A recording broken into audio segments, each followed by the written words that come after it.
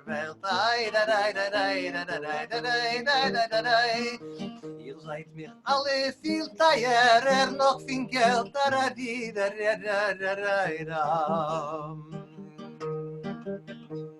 Tollo mir sich verrehen bis in wassen Togaran. Ai da rai da ram da ra da rai da rai. Mit harzige Lieder und mit volle Flaschkes Wein. Da ri dam da ri da rai dam. Da di da ram da ra. Ai da rai da rai da rai da rai da rai da rai da rai di da rai da rai da rai da rai ai da rai We na za Welt von na veris Blutigkeit. Ararari da di da bam bam bam. Es gering sich zu falgen von Emis sitzt weit. Ararari da. In za Welt sag Menschen verblonschen sich. Ararari da bidi da rava. Amol berich hazei bizvanet hapir sich. Ararari da. O Yasu sein Glücklach, o is nur in sich gewähnt, da bam bam bam. Und jedens Masel, o liegt in die eigene Hand, da.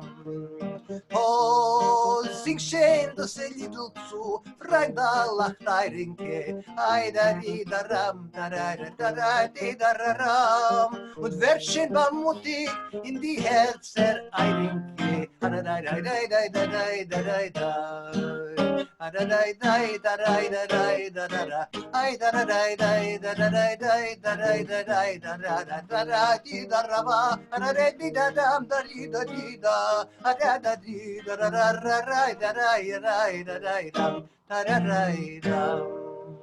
Wow, thank you, Meshka. That's wonderful. Some of the question and answer that I've seen is about the text. As I said earlier, all the text should be appearing in the chat box.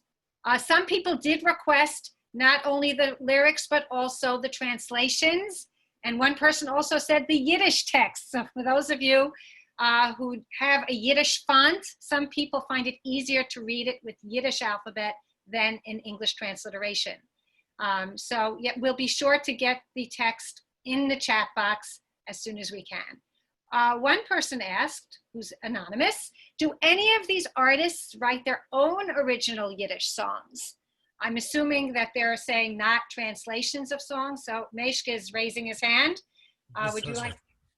Yeah, I believe I said, hope I didn't leave it out. I wrote the song I just sang. No, I didn't realize that.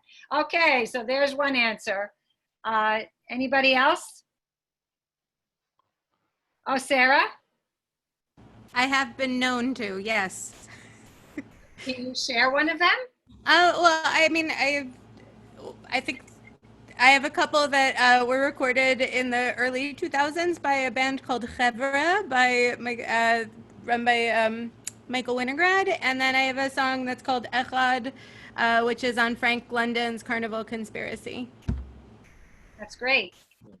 Can I say, basically, we have three of the leading Yiddish songwriters in the world right here on this program today. It's not like we wrote one song or something like that either.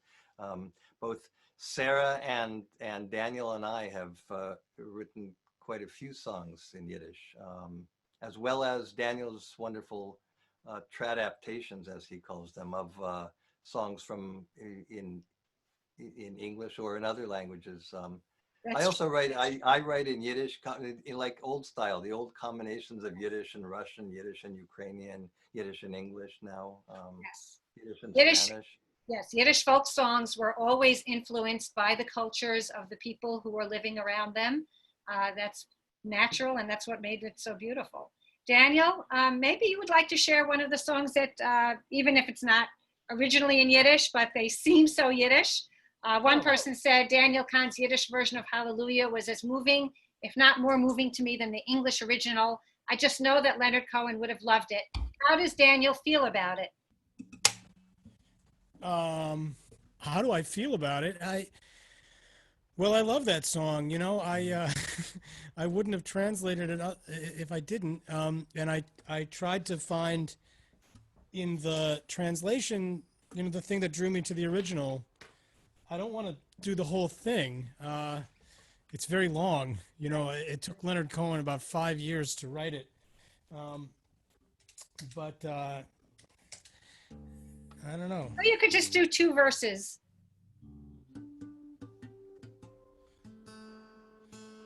All right, I wasn't planning on. Here we go. Can you hear the guitar? Yes. Oui.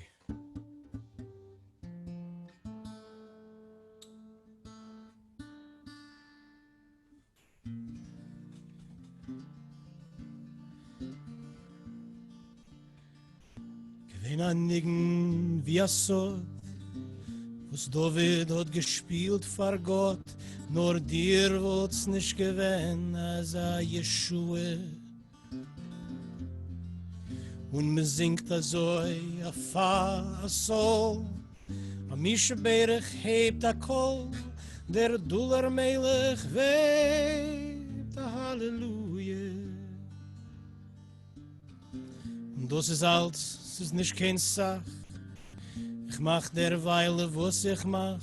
Ich komm da wie ein Mensch, nicht kein Scheluje. Gott als verloren sei wie sei, will ich verleuben Adonai und schreien, will ich ein, Halleluja.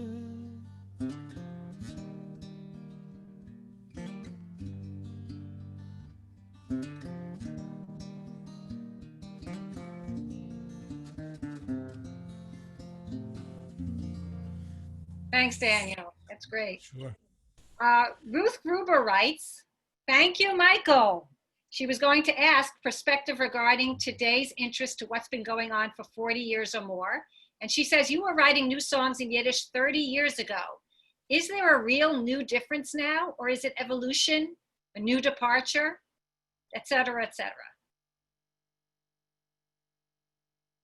Yes, although for some of us that were writing, and Josh Woletsky and people like Josh Woletsky, Paula Teitelbaum, et cetera, were writing Yiddish songs before I was too. So, and Rukhl, you may have been part of this company as well. People coming out of Yiddish camps like Camp Hemshech and Camp Boiberik, in the New York area alone, not to mention the Bund camps in Australia. People were writing Yiddish songs in the 70s and earlier. So there's continuity there too. I think nowadays what's remarkable, not only is there lots of creativity going on, there's lots of younger creativity going on. Those of us that were the young geezers, the young heroes of the revolution back in the 1970s or 80s, there are people writing wonderful things in Yiddish and creating new songs and new takes on Yiddish music and culture who were in their 20s and I think in some cases in their teens. So that's, and of course the themes evolve, our themes evolve with the time too. That's one response I have. Thank you. We have a question here from Sarah Schwartz. She says, I met Adrienne Cooper at the 1989 California Klez Camp and followed her career and her music as the great Yiddish diva until her sad, much too early death. She changed my life as a person and as a writer. Can each of the panelists say briefly how she affected their music? Who would like to say something? I'm sure she affected all of us. I'm going to start because otherwise, if I listen to other people, I'll cry. Also, hi, Sarah. I think that, it's a kind of amazing thing to share your mother with a large world. But I think the thing that has really stayed with me about my mom as a teacher and an artist is that she so encouraged people to try new things, and she didn't hold things sacred or as precious. She wanted people to make Yiddish their own and express themselves and use Yiddish as the art medium. And she really wanted people to do that unapologetically and freely. And I think that that she was such an inspiring teacher in that way. And I think that that's just something that I try to continue on for myself, to also allow myself to do things, but also in my own teaching, really try to carry forward. Thank you, Sarah. Michael, did you want to add something? Yeah, although that's not why I raised my hand. I was just checking a camera here. Of course, Adrienne and I were more colleagues and, doing things at a similar time. I would say Adrienne was an incredibly visionary person in a cultural sense. She was a cultural visionary. Her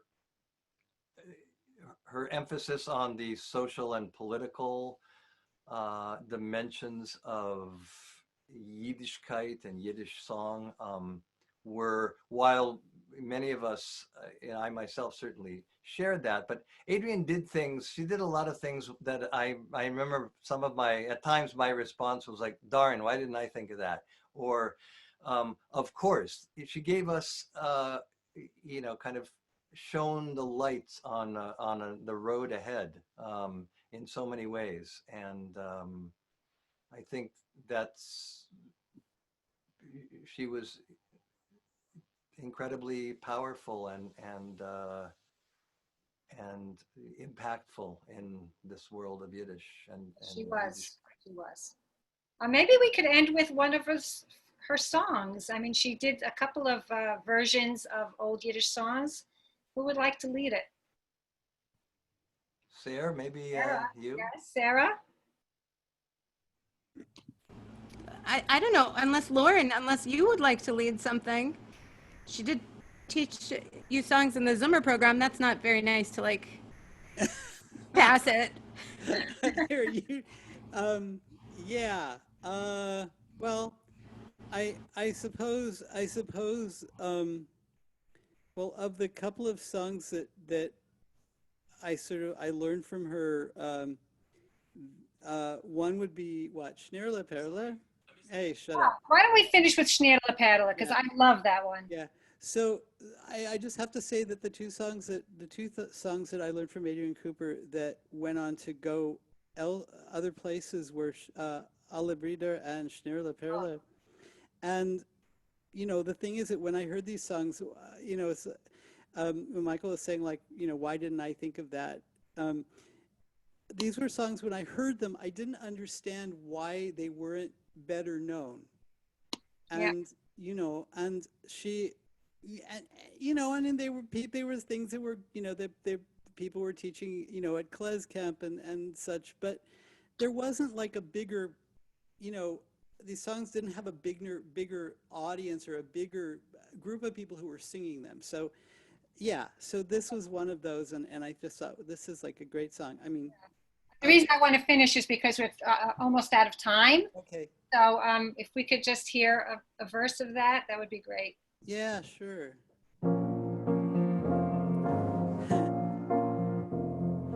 Schnirele perele gildene voll, Meshiach ben David sitzt oben an, hält a Becher in der rechter Hand, macht a Broche auf dem ganzen Land. Amen, Amen, das ist wohl, Meshiach wird kommen a heintigs Jahr. Amen, Amen, das ist wohl, heute dürfen wir Meshiach heintigs Jahr. Amen, amen. Yes. Thank you so much for joining us, panelists, guests, visitors. This has been a very difficult time for all of us, but even if times are tough, we are lucky to have such Yiddish talent to help us through. Thank you so much, and seid gesund. Thank you, Rukhl. Thanks, Rukhl. Schönen Dank allen. Tschüss, Bye. Seid gesund. Bye-bye.